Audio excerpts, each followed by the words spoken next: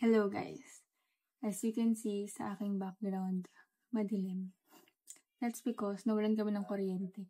Kasi kanina sobrang lakas ng ulan and tinamaan daw ng kidlat. Ngayon hindi ko alam paano ko mag-get ready with me kasi sobrang dilim sa kwarto. Hindi ko magagamit yung ring light. Palobat na rin yung flash dito sa phone ko, so hindi ko alam.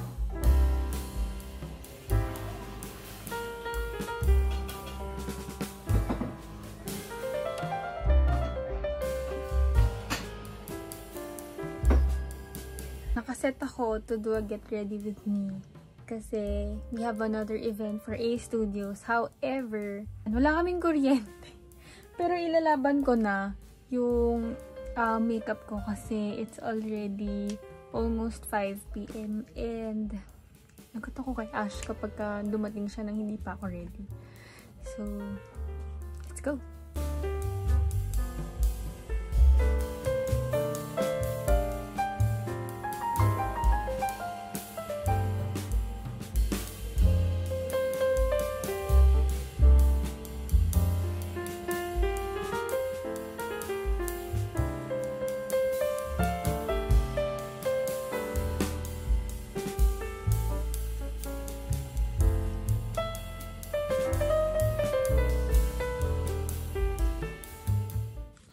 So, ito ang final look. Hopefully, maayos siya paglabas ko ng bahay. Although, gabi naman na. Sana pag may liwanag na, like, decent light, okay yung itsura niya. Hindi ako mapula, hindi ako masyadong maputi, or whatever. So, yeah. I will be back kapag ganun kami sa event.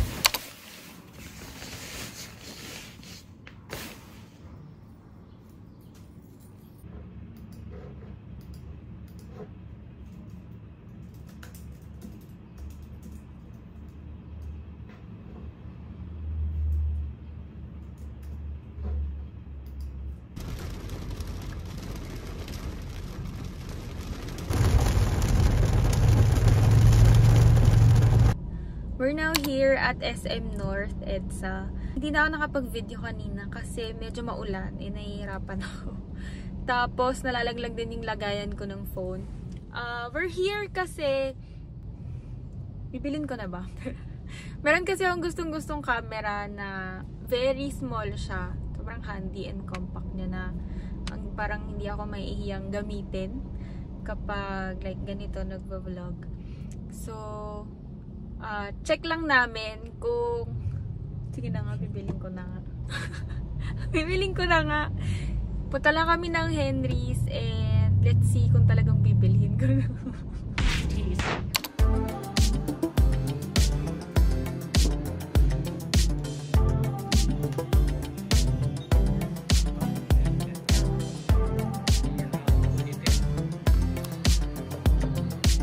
Charging yan pag ganyan. Ito na rin yung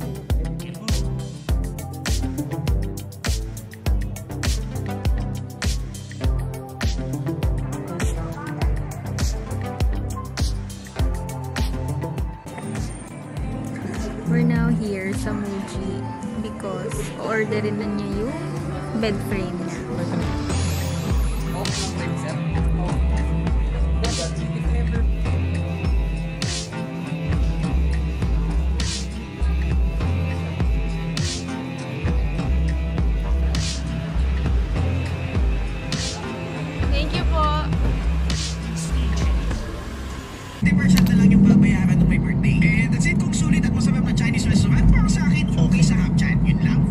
mabilis pa sila kasi sa talking. Pero yun yung fast food. Yung mga Chinese restaurant. Sobrang bilis nila mag-prepare, di ba?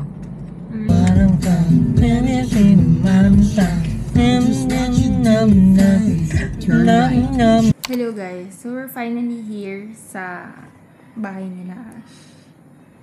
And merong bad news. Malungkot tong isa. Love. Malungkot siya kasi. Yung nabili niyang bed frame or yung nabigay sa kanya na bed frame, hindi namin alam na mali palang size. Ang alam namin, kinuha namin is double bed frame. Pagdating namin dito, paglagay niya ng paa, wait, papakita ko sa inyo. Ayan. Ganyan siya kaliit. So, ayun, tinawag na nila. And good thing, mabait or madaling kausap yung store manager. Tonight din, mapapalitan na yung bed frame. So, Hi ka. sobrang cute ate.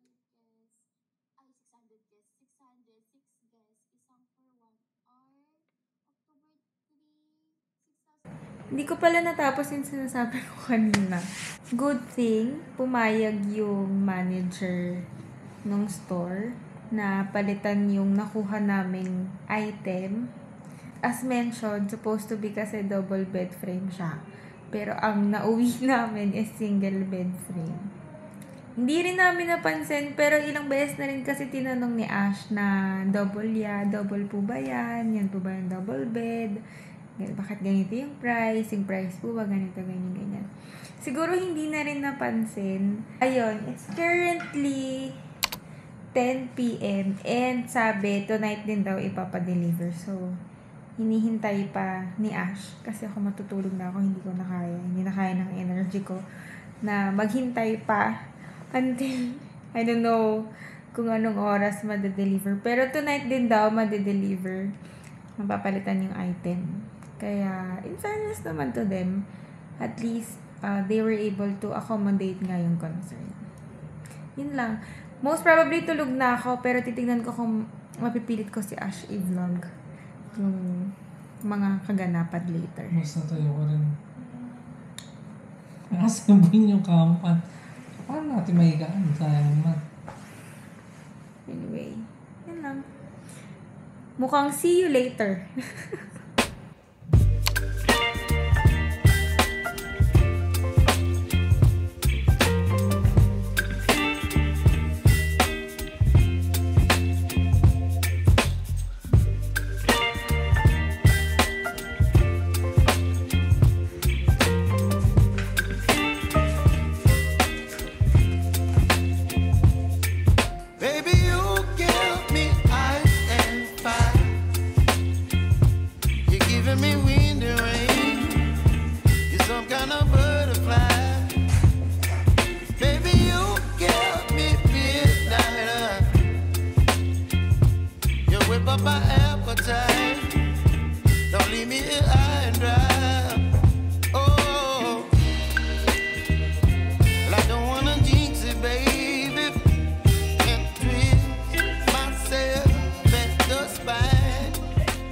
Grabe, sobrang magkaiba talaga kaming timeline ni Ash.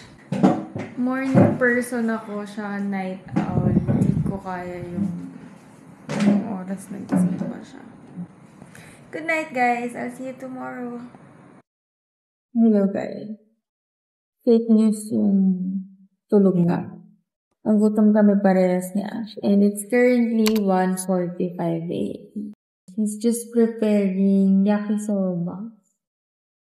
Parehas kasi kami ni Grace sa pancit canton. So, since naka-idlip kasi ako kanina while waiting din sa bed, hindi na ako makatulog ulit. So, ayun. A little update lang. Fireman chair. People of the Philippines, ano masabi niyo doon?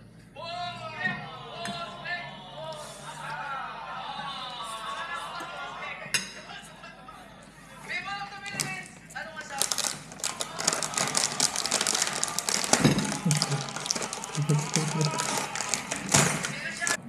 Hello Hello everyone. I am wearing, actually nabili ko lang to sa Ukay before kami mag-Japan. And a hand-me-down Bulova watch. Tapos syempre, di mawawala ito ipit. And ayun, and then yung Onitsuka ko na shoes, nasa baba kasi siya. So, doon ko nasusuotin. Chill meeting lang naman kami later with the finance department. Kaya rin na. Hopefully, hindi masyadong malamig din kasi very lamig din akong person. Kaya, siguro I'll see you later kapag nandun na kami sa location.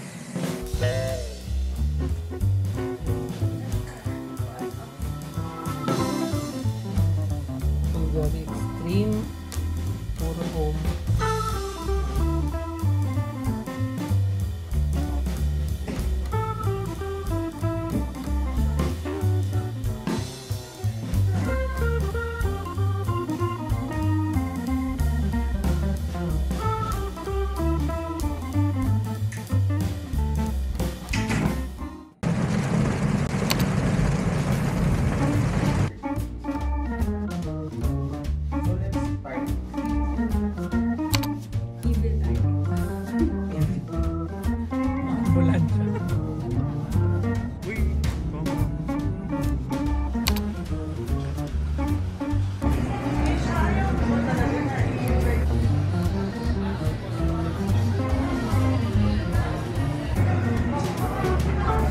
That's all for now.